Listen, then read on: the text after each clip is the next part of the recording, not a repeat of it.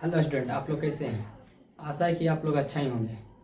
चलिए, मैं दीपक कुमार और आज हम लोग एनसीईआरटी बुक 9th क्लास का करने वाले हैं। चैप्टर 1.1 है ना। और एक एक क्वेश्चन को हम लोग एक एक चैप्टर करके रिवाइज के साथ साथ है ना बढ़िया कंप्लीट से पढ़ाई करेंगे। ठीक, तो हम लोग और 9th का है ना एनसीईआरटी बुक चैप्टर 9.1 है ना, क्लास 9th है ना। चैप्टर 1.1 और क्लास 9th है ना। और चैप्टर वाइज चैप्टर हम लोग फर्स्ट चैप्टर में अब चलने वाले हैं। और फर्स्ट चैप्टर का पहला क्वेश्चन है ना। तो अगर वीडियो अच्छा लगे तो चैनल को सब्सक्राइब और लाइक जरूर करिएगा, है ना। तो चलिए हम और शेयर जरूर करिएगा और हम क्वेश्चन बाय क्वेश्चन पर हम लोग चलना स्टार्ट करते हैं। तो आप लोग वीडियो में बने रहें। तो चलिए, यहाँ से बोल रहा क्या चीज़, पहला क्वेश्चन है ना कि क्या शून्य एक परिमेय संख्या है, क्या इसे आप p बटा q के रूप में लिख सकते हैं। हाँ, जहाँ p और q एक पूर्णांक है और q बराबर डज नॉट इजकल टू 0। तो आप लोग जानते ही होंगे, है ना। आप लोग जानते हैं कि परिमेय संख्या किसे कहते हैं। पहला नंबर में ध्यान देना कि परिमेय संख्या किसे कहते हैं। तो वह संख्या जो p बटा q के रूप में लिखा जा सके, वह संख्या जो p बटा q के रूप में लिखा जा सके उसे हम परिमेय संख्या कहते हैं। और q बराबर does not equal to 0। p बराबर 0 हो जाना है तो हो जाने दो, है ना। और q बराबर 0 नहीं होना है। ठीक, तो चलिए हम लोग इसको बनाते सोल्व करते हैं। ठीक, तो क्या कर रहा है, कह रहा है ये है ना कि आंसर में सोल्व पहला क्वेश्चन का बोल रहा है कि क्या शून्य एक परिमेय संख्या है, क्या इसे आप p बटा q के रूप में लिख सकते हैं। तो हम यहाँ पर लिखते हैं कि हाँ हाँ हाँ, शून्य एक परिमेय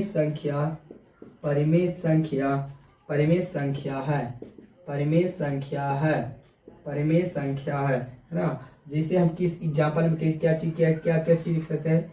तो 0,0,0/2, 0/4 है ना। अगर हम बोल दें, अभी हम बोल दें कि p 0 हो सकता है मगर q 0 नहीं होना चाहिए, है ना। तो देख लीजिए कि यहाँ पर देख लेते हैं कि ये p ऊपर वाला बोलते हैं p, है ना, जिसे हम p बटा q के रूप में लिख सकते हैं। जिसे हम p बटा q के रूप में, है ना, जिसे p बटा q के रूप में लिख सकते हैं, है ना। और क्या बोला, q बराबर डज नॉट इजकल टू 0 होना चाहिए, है ना। q बराबर डज नॉट इजकल टू क्या होना चाहिए, 0। यानी कि q का मान 0 नहीं होना चाहिए, है ना। मगर p का मान होना है तो हो जाने दो 0, है ना। मगर q का मान 0 नहीं होना। तो यहाँ पे देखिए 0/1 है ना, 0/2, 0/4, यही मेरा हो गया क्या चीज, पहला का आंसर। क्या हो गया, पहला का आंसर। ठीक, पहला कंप्लीट हो गया, है ना। चलिए हम लोग दूसरा क्वेश्चन बोल रहा है, दूसरा नंबर में बोल रहा है। दूसरा नंबर क्या बोल रहा है जी कि 2 और 4 के बीच 2 और 4 के बीच 6 परिमेय संख्याएं ज्ञात कीजिए, है ना। 6 परिमेय संख्याएं ज्ञात कीजिए। तो हम लोग यहाँ देखना रखते हैं, है ना, क्या क्या बोला हम लोग को, है ना।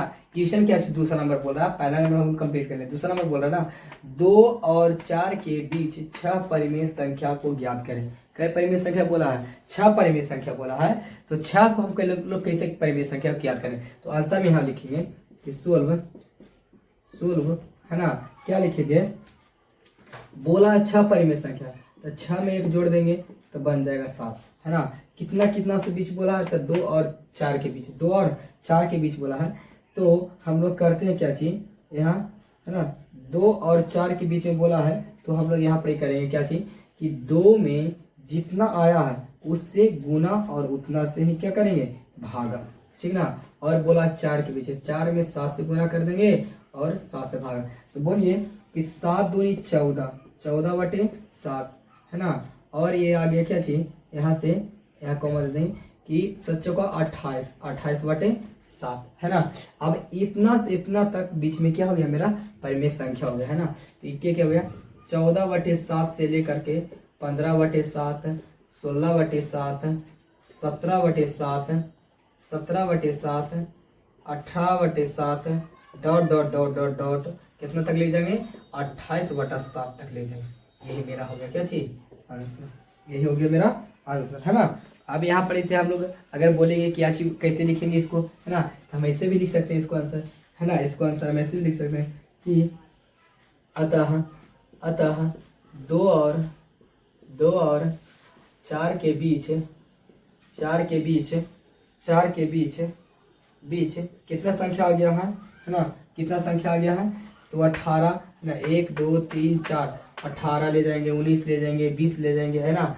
और 20 यहाँ 7 हो गया, 7 इधर और 2 9 9 10 11 12 13 मेरा टोटल संख्या हो गया है ना। टोटल संख्या कि 2 और 4 के बीच है ना, बीच 13 परिमेय संख्याएं, 13 परिमेय संख्याएं संख्याएं संख्याएं है ना है, 13 परिमेय संख्याएं हैं। यही मेरा आंसर हो गया, ठीक मेरा आंसर हो गया। और हम लोग करने वाले क्या चीज तीसरा नंबर क्वेश्चन। अब क्या बोल रहा है तीसरा नंबर क्वेश्चन, और चौथा नंबर क्वेश्चन क्या बोल रहा है कि 10 और 11 के बीच 3 परिमेय संख्या ज्ञात करें। और बोल रहा है चौथा 3/5 और 4/5 के बीच 5 परिमेय संख्या ज्ञात कीजिए है ना। तो चलिए इसको सोल्व करते हैं। पहले नंबर तीसरा नंबर के सोल्व करते, क्या बोला कि 10 और 11 के बीच 3 परिमेय संख्या। तो 3 में हम लोग क्या बोले कि 3 में एक आगे बढ़ा देना, तो 3 1 4 हो गया संख्या है ना। और जितना है बोला है उतना से 4 में भाग गुना कर देना है और नीचे में भी भाग देना है बोला है। और 11 में 4 से गुना और 4 से भागा, तो 10 चौका 40/4 और 11 चौका 44, 44/4 आ गया है ना। तो कितना संख्या आ गया 10, 41/4, 42/4, 43/4 है ना। अब हमको इसको यहाँ लिखना है कि अतः अतः कितना 10 और 11 के बीच 11 के बीच 1 2 3 है ना, 3 परिमेय संख्या है।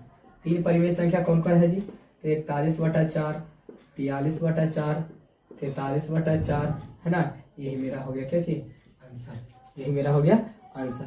अब यह बोल रहा है कि ये बोल रहा है क्या चीज बोल रहा है कि देखिए ये बोल रहा है चौथा नंबर 3/5 और 4/5 के बीच 5 परिमेय संख्या ज्ञात करें। 3/5 और 4/5 के बीच 5 परिमेय संख्या, 5 परिमेय संख्या बोला 5, जितना बोलेगा उतना से हम लोग एक आगे बढ़ जाएंगे।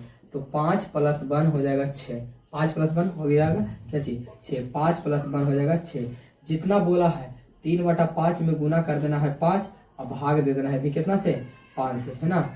अब एक आगे करना क्या चाहिए कि 4/5 बोला था, तो 4 से 5 में गुना कर देना, फिर 5 से 5 में गुना करना है। तब आगे 5 × 15, 5 × 5 25, 4 × 5 20 और 5 × 5 25 और 15 और 20 यानी 15 आ गया 15/25 और 20/25, इसके बीच की संख्या ज्ञात करना। तो क्या आ गया आ जाएगा, इसको हम और आगे बढ़ा देते हैं 20/25 है ना। तो ये आ गया 16/25, 17/25, 18/25, 19/25 है ना। और एक आ गया 20/25। तो हम लोग लिखेंगे कि अतः 3/5 और 4/5 के बीच 1 2 3 है ना 4 परिमेय संख्या है। 4 परिमेय संख्या, तो कौन कौन 4 परिमेय संख्या है, तो 16/25, 17/25, 18/25 और 19/25। यही मेरा हो गया 4 तक कंप्लीट है ना। और ये बुक में दिया है ना, बुक में बोल रहा है क्या चीज, ये बुक में है ना, ये बोला एनसीईआरटी बुक है ना। इसमें बुक बोल रहा है पहला अध्याय है, पहला अध्याय में बोला है, पहला अध्याय में क्या चीज बोला है जी कि हाँ बोला देखिए ये हम लोग का है ना, यही मेरा क्वेश्चन है पहला चैप्टर में है 5 क्वेश्चन 4 क्वेश्चन है ना जी, 4 क्वेश्चन हम लोग 1 2 3 4 क्वेश्चन है ना, 5 टोटल हम लोग 4 क्वेश्चन है। इसके आगे हम लोग भी देखते हैं एग्जाम्पल के तौर पे, और आगे भी एग्जाम्पल देखते हैं ना। तो 4 क्वेश्चन इसमें दिया है, 3 को बनाना था और 1 क्या करना था है ना, ये देखना था कि क्या क्या करना है। तो इसमें हम लोग 4 क्वेश्चन तक बना लिए और आगे हम 5वां क्वेश्चन देख रहे हैं ना। टॉपिक है ना कितना नंबर से? 5वां नंबर से। 4 नंबर तक क्लियर कर लिए है ना, और 5वां नंबर से स्टार्ट करने वाले हैं, है ना। तो चलिए इसको हम लोग आज पहला चैप्टर एंड 1.1 को हम लोग कंप्लीट कर लेते हैं, ठीक ना। 1.1 को क्या कर लेते हैं? कंप्लीट कर लेते हैं, और इसको हम देखते हैं। लास्ट टॉपिक है 5वां नंबर, है ना, क्या कहता है। तो चलिए बोल रहा ना, नीचे दिए गए कथन सत्य है या असत्य, कारण के साथ साथ उत्तर दीजिए। इसमें बोल रहा है ना, चुनना है, ठीक ना। क्या कर रहा है? चुनना है कि सत्य है या असत्य, सत्य है या असत्य, और कारण बता रहा है। सत्य है तो अगर कैसे कारण सत्य है, अगर असत्य है तो कैसे असत्य है ना। इसी को हम लोग का देखना। तो बोल रहा है ना कि प्रत्येक प्राकृत संख्या एक पूर्ण संख्या होती है। हाँ, प्राकृत है ना संख्या एक पूर्ण संख्या होती है। कैसे होती है? तो देख लीजिए कि प्राकृत संख्या है ना, कि गिनती की संख्या को प्राकृत संख्या कहते हैं, गिनती की संख्या को प्राकृत संख्या कहते हैं। और जिसमें शून्य लगाया जाए, जिसमें अगर शून्य लगा करके है ना प्राकृत संख्या गिनते हैं, उसे हम पूर्ण संख्या कहते हैं। क्या कहते हैं? पूर्ण संख्या कहते हैं। तो यही बोल रहा है कि प्रत्येक संख्या पूर्ण संख्या हो सकती है। हाँ, हो सकती है। बोल रहा है ना दूसरा कि प्रत्येक पूर्णांक एक पूर्णांक संख्या होती है। नहीं, है ना, कि प्रत्येक पूर्णांक एक पूर्णांक संख्या नहीं हो सकती है। कैसे नहीं हो सकती है? कि ऋणात्मक संख्या में पूर्ण संख्या नहीं होती है, ऋणात्मक संख्या में पूर्ण संख्या नहीं होती है, नहीं हो सकती है। जैसे है ना कि हम पूर्णांक को डब्ल्यू से सूचित करते हैं ना, कि 0 1 2 3 4, इसमें क्या है? माइनस है नहीं, ऋणात्मक होने माइनस, निगेटिव। अब अगला बोल रहा है क्या चीज? कि प्रत्येक परिमेय संख्या एक पूर्ण संख्या होती है ना। नहीं होती है, नहीं होती है ना। हम बोले अभी है ना कि गिनती की संख्या को प्राकृत संख्या कहते हैं, और जिसमें 0 शामिल कर दिया जाए उसे हम पूर्ण संख्या कहते हैं। तो प्रत्येक परिमेय संख्या एक पूर्ण संख्या नहीं होती है ना, नहीं होती है सब। प्रत्येक पूर्ण संख्या एक प्राकृत संख्या होती है, नहीं होती है। प्रत्येक पूर्ण संख्या कैसे प्राकृत संख्या हो सकती है? हो सकती है नहीं ना, कि पूर्ण संख्या को हम 0 को शामिल करते हैं और प्राकृत संख्या को 1 से स्टार्ट करते हैं, तो ये कैसे होगा? नहीं होगा, है ना। जैसे असत्य हो गया है ना, इनसे हम पूर्ण संख्या को इनसे करते हैं सोचिए। तो 1 2 3 4 और डब्ल्यू का आने की ये हो गया क्या चीज? प्राकृत संख्या, ये हो गया पूर्ण संख्या मेरा। अब बोल रहा है ना कि प्रत्येक पूर्णांक एक परिमेय संख्या होता है, प्रत्येक पूर्णांक एक परिमेय संख्या होता है। तो हाँ, सत्य हो सकता है ना, हो सकता है तो हो सकता।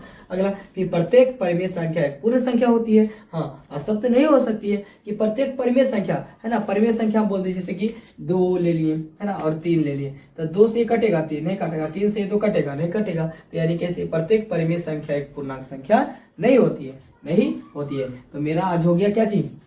कि पहला चैप्टर 1.9 का एनसीईआरटी बुक है ना, 1 चैप्टर 1.1 है ना, ये मेरा कंप्लीट हो गया। क्या चीज हो गया? कंप्लीट, है ना।